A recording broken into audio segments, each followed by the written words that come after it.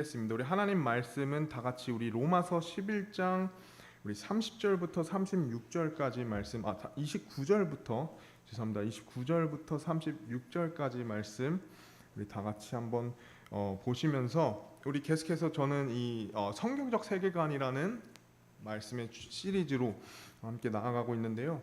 이 시간에도 우리 함께 나누기를 원합니다. 우리 함께 말씀 보실 때 로마서 11장 29절에서 36절 말씀, 이 말씀을 기억하면서 나아가길 원합니다. 우리 교독하길 원하는데요. 제가 29절, 30절 읽어주시고 36절은 다 같이 읽도록 하겠습니다. 찾으셨으면 읽도록 하겠습니다. 이는 하나님의 선물들과 부르심에는 뜻을 돌이키는 일이 없기 때문이라. 너희가 지나간 때에는 하나님을 믿지 아니하였으나 이제는 그들의 믿지 아니함을 통해 긍휼을 얻었듯이 바로 그렇게 지금 이들도 믿지 아니하는 것은 너희가 얻은 긍휼을 통해 그들도 긍휼을 얻게 하려 함이라. 하나님께서 그들 모두를 믿지 아니하는데 가두어 주신 것은 신이 모든 사람에게 긍휼을 베풀려 하심이라. 오 하나님의 지혜와 지식의 부유함은 깊도다. 그분의 판단들은 헤아릴 수 없으며 그분의 길들은 찾아내지 못하리로다.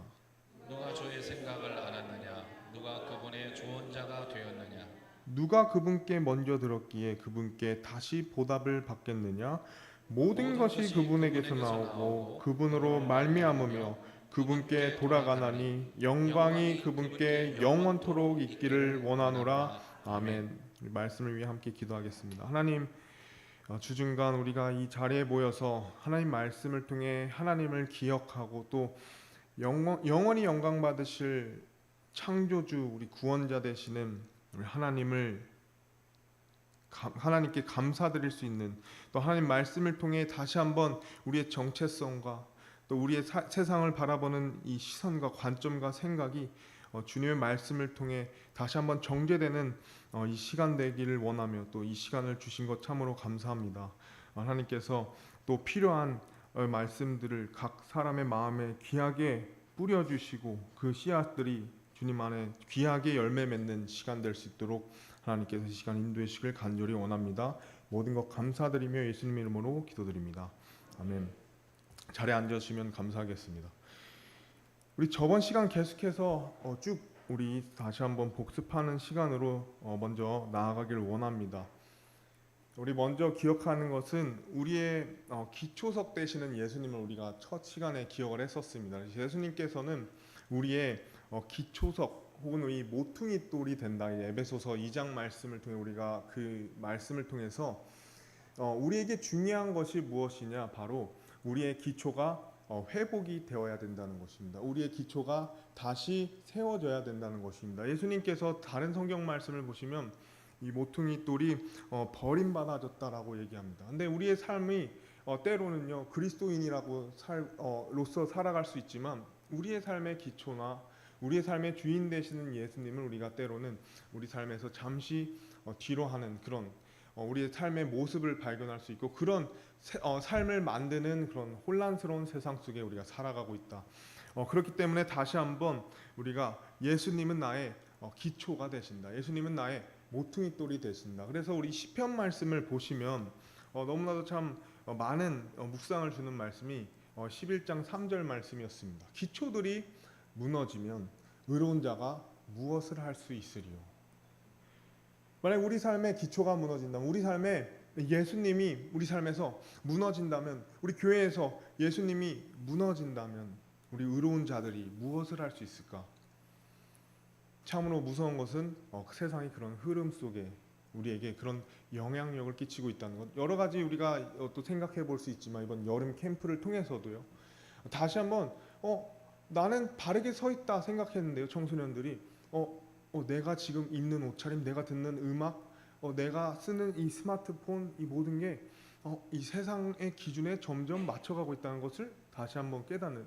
그러므로 우리 모두에게 필요한 것이 무엇이냐? 이 기초를 다시 다져야 한다. 이 기초를 다시 세워야 한다. 이것은 굉장히 큰 시대적 저는 숙제고 우리의 사명이라고 생각이 듭니다. 그래서 우리에게 다시 한번 이 생명의 기원과 존재가 무엇일지, 또 하나님의 존재에 대해서 또 더 나아가서 성경에 대한 이런 신뢰를 우리가 다시 생각을 하면서 우리의 이 세계관, 그렇죠? 우리가 바라보는 이 세상의 관점과 시각이 바로 하나님의 말씀 안에 서야 된다. 우리가 하나님 말씀을 통해 바라봐야 된다라고 우리가 기억을 할 수 있습니다. 그래서 기초 위에 그 예수님이 기초 위에 그러므로 우리가 계속해서 더해지는 삶을 살아야 되죠. 그래서 예수님께서 우리의 으뜸 모퉁이 돌이 되실 때 우리 인생이 하나님께서 창조주 하나님께서 의도하신 대로 조화를 이루게 된다는 것. 세상의 많은 문제는요, 사실 이 의도하신 하나님의 목적이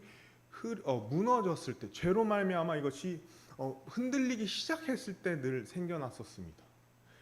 우리가 다시 해야 될 것은 무엇이냐? 그러므로 하나님이 의도하신 그 인생의 목적과 방향을 하나님 말씀을 통해 다시 한번 발견하고 다시 한번 내 삶을 다져가는 그런 시간이 이 말씀들을 통해 이어지길 원합니다. 그래서 저번 시간에 우리가 봤던 세 가지를 기억을 하기 원합니다. 첫 번째는 무엇이냐면 인간은 하나님의 형상으로 만들어졌다는 거죠. 어떠한 이 세상에 많은 참으로 참 신묘막측한 그런 창조물들도요, 사람만큼 특별하진 않습니다. 왜냐하면 하나님께서 사람에게만 하나님의 형상을 입게 하셨기 때문이죠. 두 번째는 하나님께서 우리의 양심에 자신의 인식을 새겨놓으셨어요. 자신의 인식, 즉 참으로 묘한 것은요, 하나님이 이 사람을 하나님의 형상으로 만드셨고요, 그 하나님의 형상을 입은 사람이 이 땅을 살면서 이 도덕적인 기준을 가질 수 있다는 것입니다. 우리가 이 세상을 생태계를 흔히 양육강식이라 하죠. 거기에는요 옳고 그름이 없습니다. 죽고 사냐의 문제죠. 그러나 유일하게 이 사람만은요 선을 행할 줄 압니다. 악한 존재이기도 하지만요, 사랑을 베풀 줄 알죠. 어떤 것을 창의적으로 만들 수 있죠. 이 모든 것이 무엇이냐? 하나님 형상으로, 그 가운데 우리 마음에 이 도덕적인 올바른 기준이 있다. 그래서 우리가 하나님이 어떻게 살아계시는지 믿지 않는 사람들이 묻는다면요, 내 마음에 어떻게 옳고 그름이 있는지 유일하게, 그렇죠? 모든 어떤 동식물 창조물을 떠나서 사람에게만 살인은 나쁜 거야라고 우리가 갖는 그 기준이 있다라는 거죠. 그 기준, 그 양심이 있다라는 것. 이것이 온 세상 여러 민족, 나라 어떤 상관없이 모든 사람에게 공존하는 이 양심, 그렇죠? 이 양심은 하나님께서 주셨기 때문에 우리에겐 이 양심을 통해서 하나님을 발견할 수 있다. 사실 로마서 1장 말씀에서도 그것을 계속 말씀하고 있죠. 세 번째는 무엇이냐면요, 인간은 신성한 창조자, 하나님에 의해 만들어졌기 때문에, 창조되었기 때문에 이 삶의 목적이 존재한다는 것입니다. 이 부분을요 우리가 계속 묵상하면요, 정말 하나님이 살아계시다는 것, 내가 이 땅에 살아가는 이유가 있다는 것, 그리고 그 이유를 우리는 하나님 말씀을 통해서 발견함으로써 하나님께서 나에게 이 땅의 삶을 허락하신 그 의도와 목적에 내가 조화롭게 살아가는 삶을 통해서 내가 인생의 진정한 의미와 또 행복을 찾을 수 있다. 그러니까 이것을 다시 한번 기억을 하면서요, 계속해서 우리 오늘 이 시간에는 하나님의 관점과 이 세속적 관점을 우리가 저번 시간에 짧게 나눴지만 이 부분을 조금 더 한 부분 세밀하게 보기를 원합니다. 왜냐하면요, 이 부분이 굉장히 지금 이 세상에 만연하고 있고요, 또 아까 얘기했듯이 세상이 그러한 이 세속적인 관점과 영향력을 다양한 방식으로 우리에게 영향을 주고 있기 때문에 우리는 다시 한번 하나님께서 사람에게 목적하신 바, 그 원하시는 바, 그 삶의 이유와 목적을 말씀을 통해서 재정비하고 우리가 그런 삶으로 다시 회복되어야 하는데 그 목적이 있기 때문에 이번 시간에는 우리 두 관점을 서로 말씀을 통해 대조하면서 우리 함께 살펴보기를 원합니다. 첫 번째로 우리가 살펴볼 부분은 무엇이냐면요, 하나님 관점과 세속의 관점의 가장 큰 첫 번째 특징은 이 영광을 누구에게 돌리냐의 차이입니다. 첫 번째는 하나님의 관점에서요, 인간은요 하나님께 영광을 돌리도록 창조되었다는 사실입니다. 우리가 다시 한번 이 부분을 기억을 해야 되죠. 그러나 이제 하나님이 없이 이 세상을 살아가는 사람들의 관점에서는요, 하나님께 영광을 돌릴 필요가 없습니다. 왜냐하면 내 자신을 위해 살아가면 되기 때문에, 내 자신이 높여지면 되기 때문이죠. 그래서 하나님의 관점에서 인간의 목적을 하나님께 영광을 돌리는 것으로 정의하는 반면에 세속주의, 이 세상의 관점은 우리가 자신에게 영광을 돌리기 위해 존재한다라고 말하는 사실입니다. 근데 우리가 아까 봤듯이요, 하나님 말씀을 보시면 로마서 우리 11장 36절 마지막 구절이었는데요, 하나님께서는 분명하게 우리에게 이와 같이 말씀하셨다는 거죠. 모든 것이 그분에게서 나오고 그분으로 말미암으며 그분께 돌아가나니 영광이 그분께 영원토록 있기를 원하노라. 아멘. 이렇게 말씀하고 있습니다.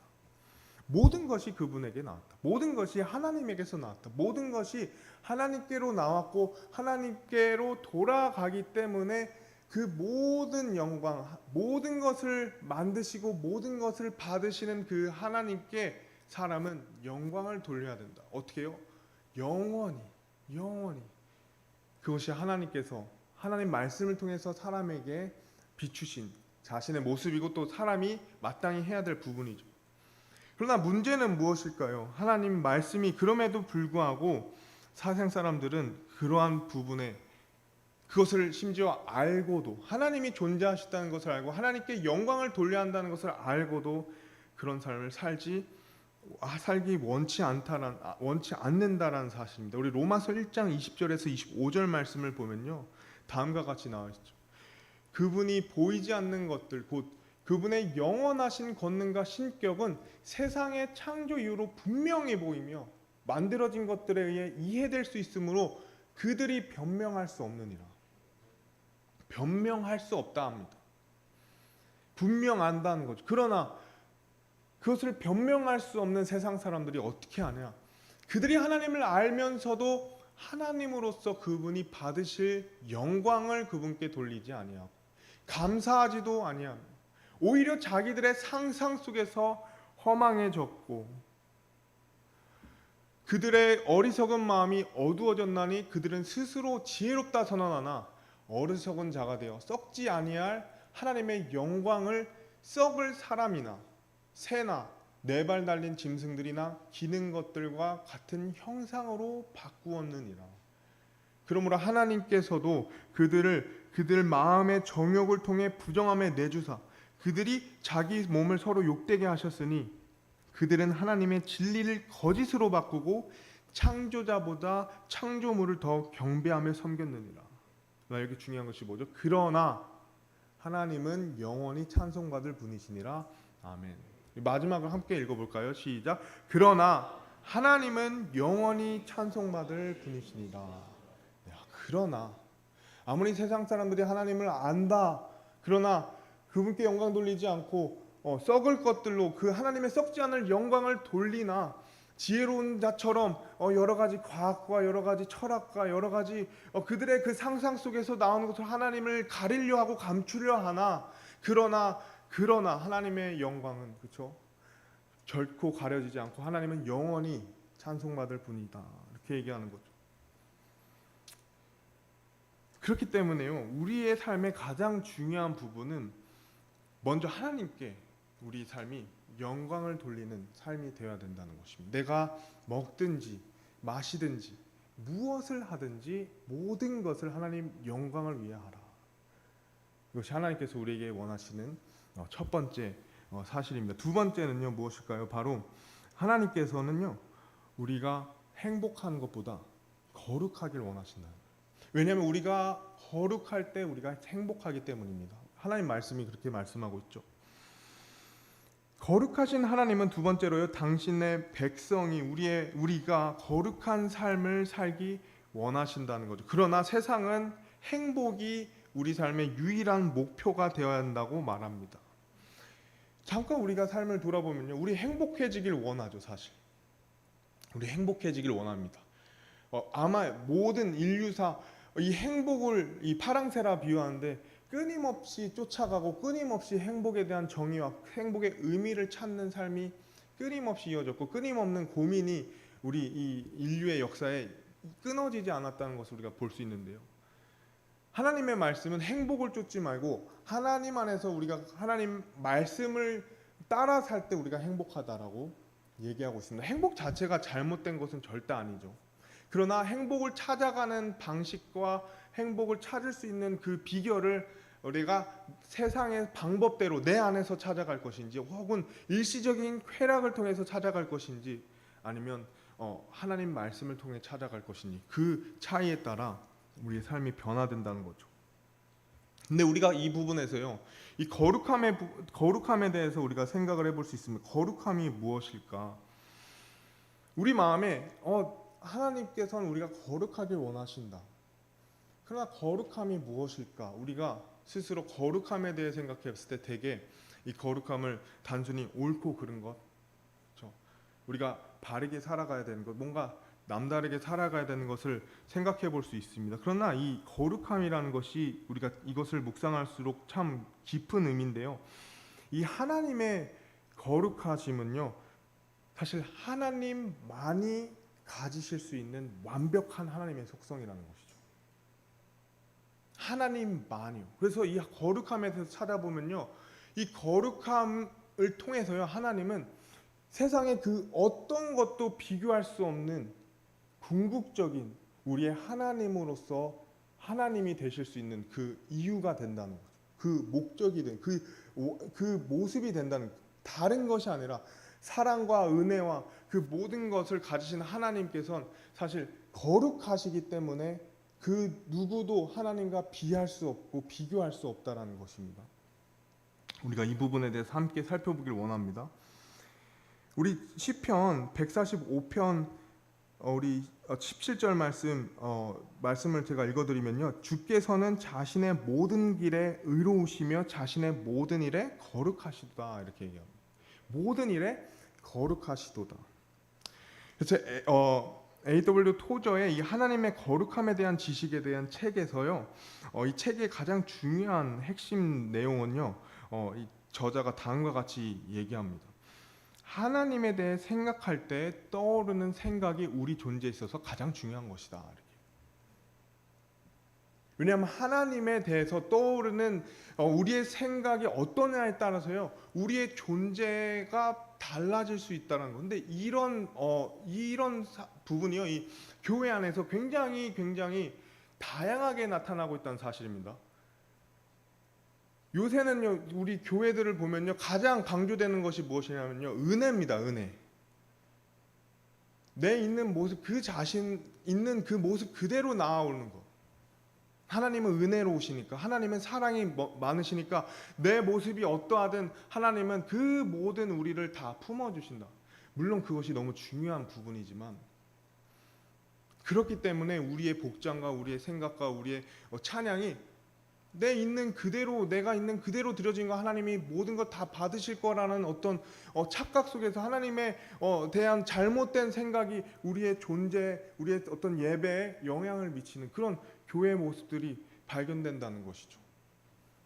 근데 그런 수많은, 우리가 듣기에 참 좋고 우리가 듣기에 참 신학적으로 올바라 보이는 그런 사실들을 떠나서 하나님께서 가장 먼저 자신을 소개하실 때 드러내신 것은 하나님은 거룩하신 분이라는 거예요. 하나님 거룩하신 분이라는 거죠. 하나님이 거룩하시기 때문에 하나님께서는 우리가 거룩하기를 원하셨다는 겁니다. 있는 그대로 우리가 나아가는 것이 아니라 하나님 안에서 우리가 변화되기를 원하신다는 거예요. 있는 그대로 하나님이 그냥 모든 것을 받아들이는 것이 아니라 거룩하기를 원하신다. 이 거룩함에 대해서 그래서 우리가 첫 번째로 생각하는 것이 무엇이냐? 거룩함은 바로 하나님의 중심 속성이다. 우리 첫 번째로요, 하나님의 속성 중, 거룩함은 속성 중 하나가 아니라 모든 하나님의 속성의 위에 있는 본질적인 특성이다, 이렇게 우리가 볼 수 있습니다. 즉 하나님의 사랑은요, 그냥 하나님의 사랑이 아니라 거룩한 사랑입니다. 하나님의 은혜는 그냥 하나님의 은혜가 아니라 거룩한 은혜라는 거죠. 그저 모든 것을 다 받아들이는 은혜가 아니라 하나님은 거룩한 은혜라는 것입니다. 또 하나님의 정의는 그저 이 세상에서 말하는 정의가 아니라 거룩한 정의라는 거죠. 하나님께서만이 하실 수 있는, 하나님께서 나타내실 수 있는 그 사랑, 그것이 거룩함이라는 것이죠. 그래서 거룩함은 단순히 옳고 그름이 아니라 바로 하나님의 모든 속성의 본질적인 것이다, 이렇게 얘기합니다. 두 번째, 거룩하다는 것은 그러면요, 분리됨을 의미합니다. 분리된다. 그래서 이 거룩함의 가장 중요한 특징은 바로 구별됐다, 분리되었다라는 것이죠. 그냥 동화되는 것이 아니라 우린 무언가로부터 부름받은, 우리가 무언가로부터 구별된 사람들이라는 것을 우리는 그것을 거룩함이라고 부를 수 있는 것입니다. 무언가 다르다는 것이죠. 그 다음에 중요한 하나님의 거룩함의 세 번째 특징은 무엇이냐면 바로 이 거룩함으로 하여금 사람은 하나님 앞에서 우리의 죄성이 드러나게 된다는 것이죠. 우리의 죄성이 드러나게 된다. 그래서 우리가 너무 잘 아는 이사야서 6장 말씀을 보면요, 이 이사야가 거룩하신 하나님의 모습을 보게 돼요. 거기서도 이제 수룹들이 나와서 천사들이 어떻게 하죠? 하나님께 거룩하시다, 거룩하시다, 거룩하시다라고 외치시죠. 그때 이사야가 그 모습 앞에서 철저하게 엎드립니다. 철저하게 엎드리고 감히 그 모습을 살펴보고 그 시점을 살펴보면 감히 고개를 들지 못하는 시점입니다. 거기서 하나님께 이와 같이 고백하죠. 나 같은 죄인이 불법의 어떤 죄인, 나의 그 죄성을 하나님 앞에 고백하는 모습을 보죠. 그러니까 하나님의 거룩함을 통해서 우리에게 주어지는 것은 바로 인간의 타락이 이 거룩함 앞에 드러나고 인간으로 하여금 자기를 낮추고 하나님께 돌아오도록 만든다는 것이죠. 그래서 하나님의 거룩함을 사람이 제대로 인식하게 되면요, 우리는 자연스럽게 우리 자신의 죄와 우리의 그 무가치함을 깨닫게 된다는 거죠. 그렇기 때문에 이 거룩함을 우리는 잊어서는 안 된다는 것입니다. 하나님의 거룩함을, 그리고 이 거룩하신 하나님을 그러므로 우리가 바로 알 때 인간에게 진정한 행복이 온다는 것을 우리가 또 기억할 수 있다는 사실이죠. 우리가 거룩하신 하나님을, 또 하나님의 그 거룩하심을 내 삶에서 중심이 되어서 하나님과 함께 이 거룩한 삶을 나아가는 것, 이것이 하나님 앞에서 우리가 찾을 수 있는 진정한 행복이 된다는 것입니다.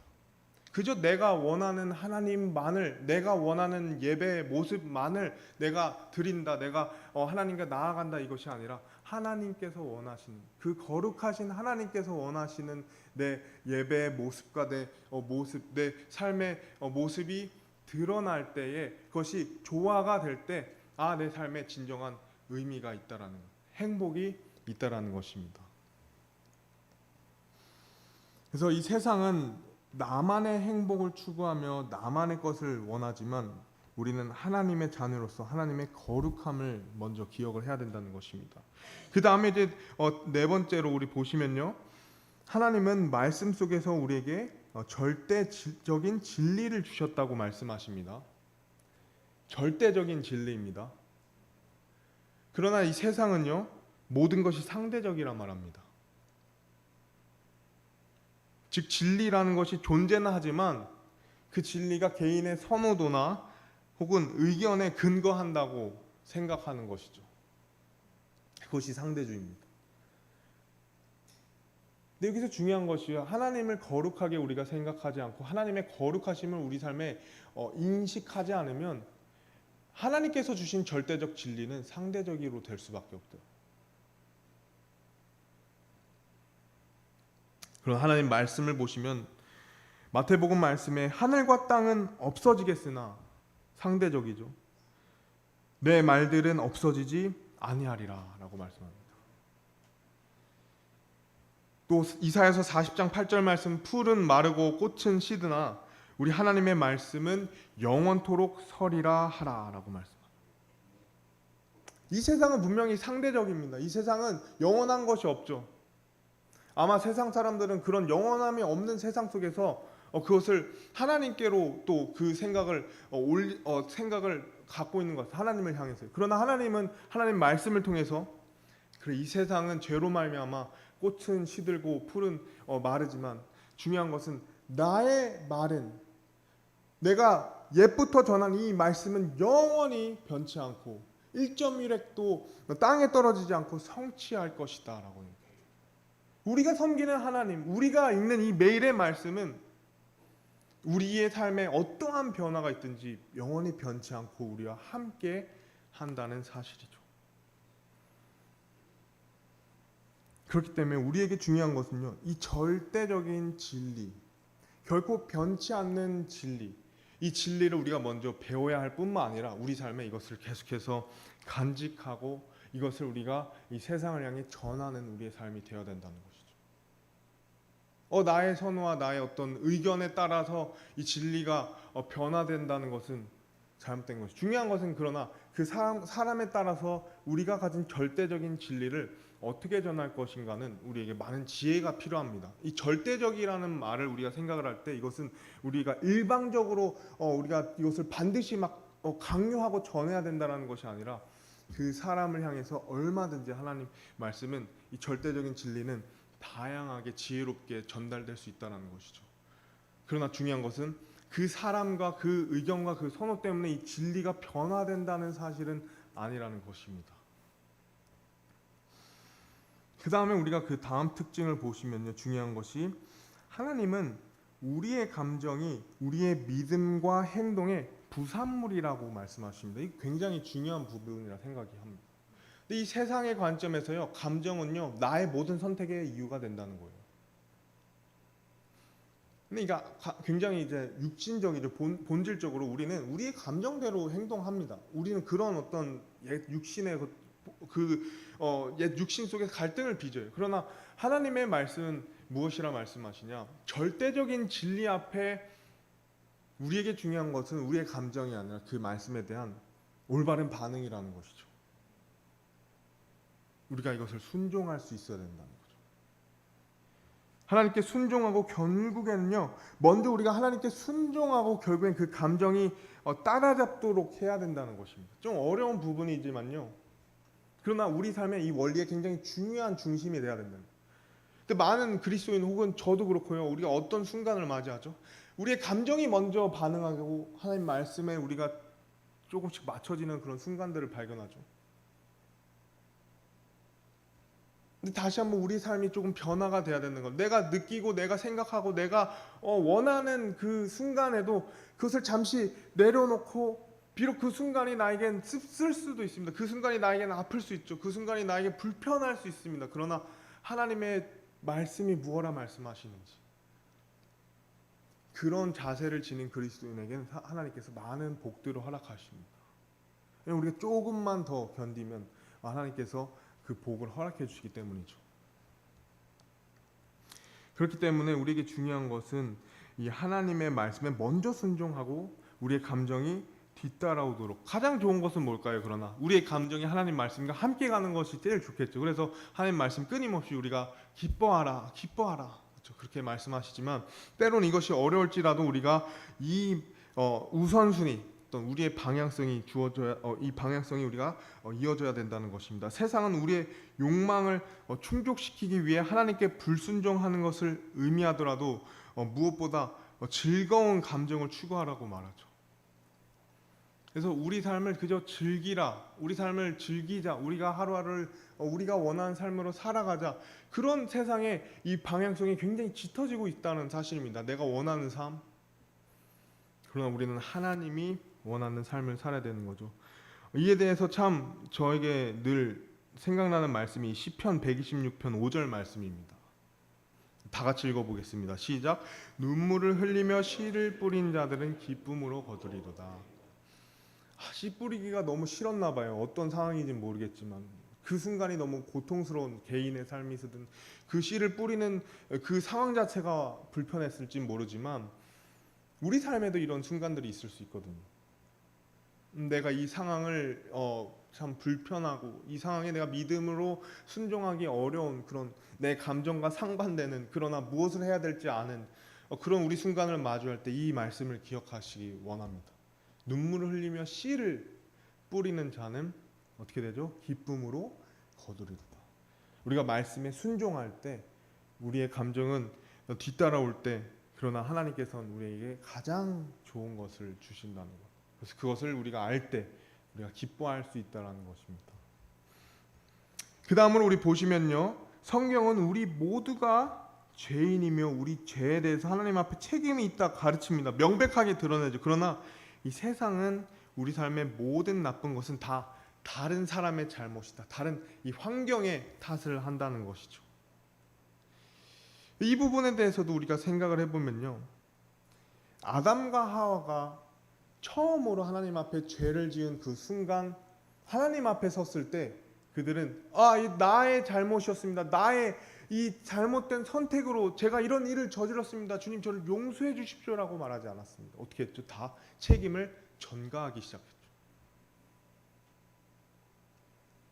우리가 죄인으로서 살아가는 가장 뚜렷한 순간이 뭘까요? 여러 가지가 있을 수 있지만 저는 나의 죄를 인정하지 않고 다른 사람에게 그 잘못을 전가하는 우리의 모습이라 생각이 듭니다. 끊임없죠. 내 죄를 끝까지 인정하지 않고 다른 사람에게 그 죄를 씌우는 거예요. 우리가 많은 순간에서 봅니다. 그러나 하나님께서 우리에게 무엇이라 말씀하시냐? 모든 사람은 하나님 앞에 똑같이 죄인이다. 나의 죄를 하나님 앞에 인정하는 것, 이것이 하나님께서 원하시는 것이다. 다른 사람들과 다른 환경이 변화된다 해서 내가 변화되는 것이 아니다. 나의 죄를 하나님 앞에 인정하는 것, 그러므로 내가 하나님 앞에 구원받는 것, 이것이 하나님께서 우리에게 원하시는 것이다. 하나님께서 우리에게 말씀하고 있는 것입니다. 그렇기 때문에 하나님께서는요, 마지막으로 우리에게 용서가 필요하며 예수님께서 우리의 구주가 되셔야 된다고 말씀하시지만 이 세상은 인간이 충분히 선하기 때문에 모든 죄가 용인되고 용서가 필요 없다고 말하고 있습니다. 우리 죄를 인정하고 하나님께 돌이키라, 회개를 성경이 가르치지만 하나님께서 그것을 죄라고 하시든 안 하시든 우리 자신이나 다른 사람 모든 행위를 인정하고 용납하라고 하는 거죠. 어쩌면 저는 오늘 이 시간에 가장 이 세상에 두드러지는 특징이 바로 이 마지막 부분이라 생각합니다. 근데 항상 그렇지만 이 멸망의 성경에서 나오는 멸망의 순간에 사람들의 가장 큰 특징이 무엇일까요? 요한계시록을 보고 우리가 소돔과 고모라를 보고 여러 이 멸망의 순간들 있잖아요. 그 멸망의 순간들에 가장 극단적으로 사람들에게 두드러지는 특징이 회개하기 원치 않은 거죠. 그렇습니다. 하나님 앞에 회개하기를 끝끝내 원치 않은, 그들의 마음이 더 굳어져 간다. 요한계시록에 그 환란기에 하나님의 심판 앞에서 그들의 반응이 회개치 않고 마음이 더 굳어진다라고 얘기합니다. 근데 그 중요한 그 마음의 자세의 기본되는 마음가짐이 무엇이냐면요, 바로 이 모든 것을 용인하는 것. 나는 나니까, 너는 너니까, 우린 우리니까, 그 사람이 어떤 모습으로 살아가든, 그 사람이 어떤 선택을 하든, 자신의 성별까지 선택할 수 있는 이 시대에 그것을 존중해주고 인정해주고, 절대적인 것은 없으니까, 너의 감정이 중요하니까, 너의 행복이 중요하니까, 너 자신의 삶을 살아가니까 모든 것을 용인하게 된다는 거죠. 그래서 우리가 지금 이 하나님의 관점과 세상의 관점에 모든 특징들이 다 연관되어 있다는 것을 우리가 볼 수 있습니다. 중요한 것은 이 특징들이 더 극명하게 드러나고 있는 세상 속에서 우리가 살고 있다는 것이죠. 우리가 멸망의 순간에 대해서 여러 가지 얘기를 했지만 가장 또 두드러진 그 시기가 무엇이냐면 바로 노아의 때죠. 성경 말씀에 하나님께서 마지막 때에 예수님이 이 노아의 때를 말씀하십니다. 누가복음 17장 27절에서 28절 말씀을 보시면 노아가 방주로 들어간 날까지 그들이 먹고 마시고 장가가고 시집가더니 홍수가 나서 그들을 다 멸하였느니라. 마찬가지로 롯의 날에도 그와 같았으니 그들이 먹고 마시고 사고 팔고 심고 건축하였으나. 먹고 마시고 장가가고 시집가는 것이 문제가 되는 건 아니지만 왜 이것이 멸망의 징조일까요?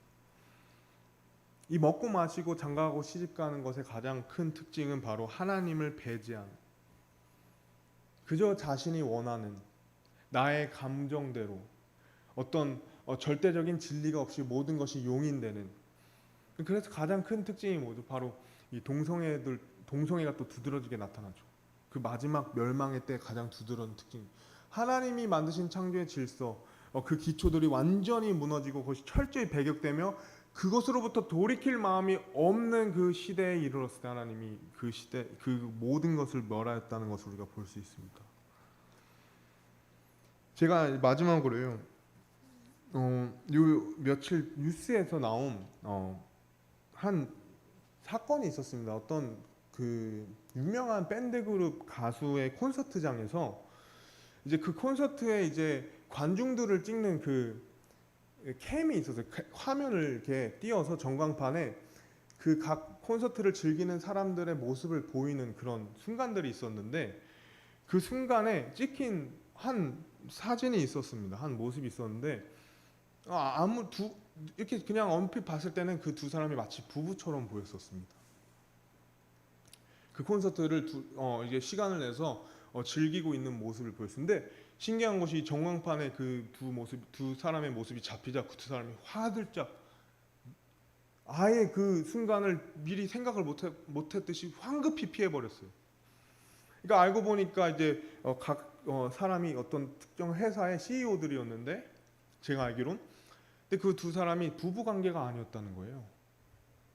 몰래 자기네 가정을 뒤로하고 둘이 콘서트장에서 즐기다가 어떻게 된 거죠? 발각이 된 거죠. 황급히 숨는 그 일들이 있었습니다. 근데 참 이 일에 세상의 반응이 어땠는지 그 다음을 보여주시면 이 순간에 사람들 그 두 명이 황급히 숨는 모습을 되게 뭐랄까요? 유쾌하게 만들었습니다. 유쾌하게. 그래서 여러 가지 패러디들을 만들었다는 거죠.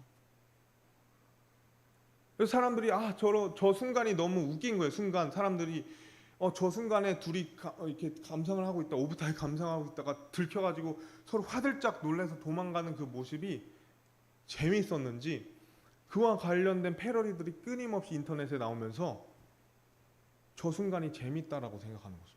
저 순간이 굉장히 웃겼다. 그냥 유쾌하게 넘길 수 있는 해프닝으로 벌어졌다는 거예요. 저도 순간적인 반응은 유쾌함이었습니다. 왜냐하면 유쾌하게 나오니까요. 근데 이것을 곰곰이 생각해 볼수록 무서운 겁니다. 왜냐? 저 두 사람의 했던 행동은 사실은 저 이후로 저 두 사람의 가정은 철저히 파괴됐습니다. 이혼하게 됐습니다. 회사에서 쫓겨나게 됐어요. CEO는. 왜일까요? 이것은 철저히 잘못된 일이기 때문이죠. 이건 철저히 잘못된 일이었기 때문입니다. 그러나 이 세상은요, 모든 것을 용인합니다. 관용을 베풀어요. 상대적일 수 있으니까.